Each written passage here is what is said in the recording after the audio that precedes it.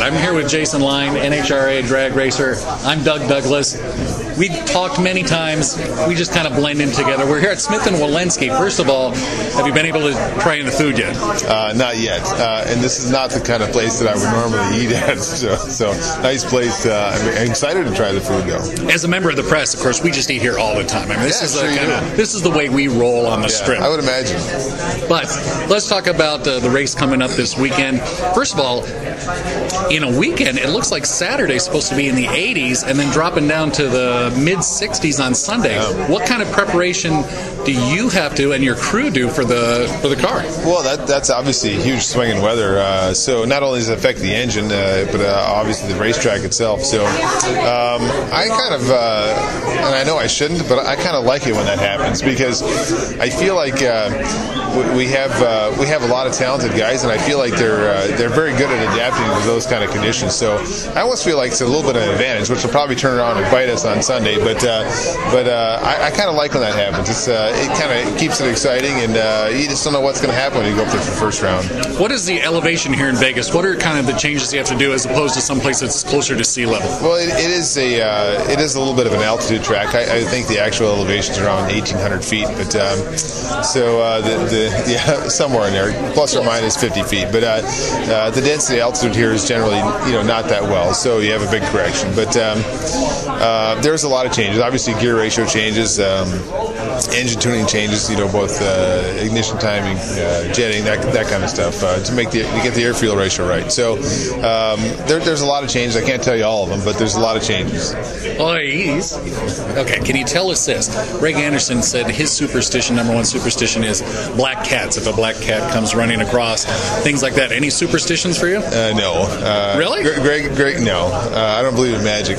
Greg has a lot of crazy superstitions. And a quick story before Gainesville, Sunday morning in Gainesville, or Monday morning, I'm sorry, Gainesville. A black cat runs out in front of us. It's like 6 o'clock in the morning. We're heading to the track. He slams the brakes on, and we're all thinking we're in an accident.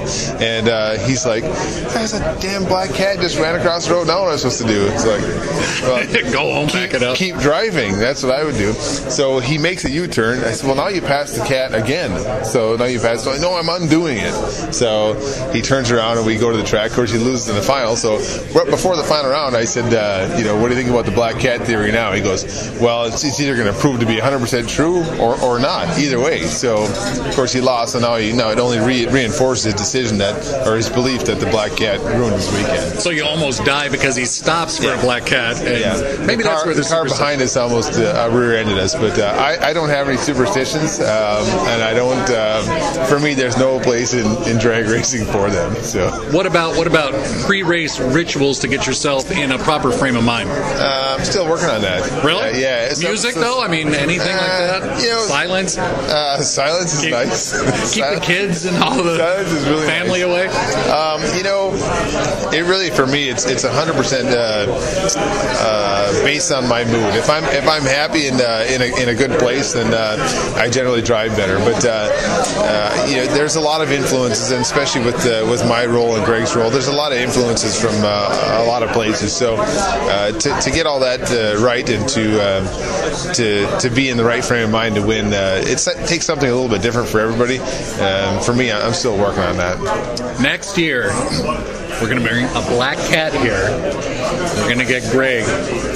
I think that'd be the thing to do. Something green, some peanuts. Something green? Yeah. Peanuts? I told him we should paint his car green, and I thought he was going to have a heart attack. So apparently there's no place in drag racing for green, which nobody told Forrest that apparently. But I don't know. I don't have any superstitions. All right, we'll put the voodoo hex on him, and we'll see how he handles it. He won't handle it well.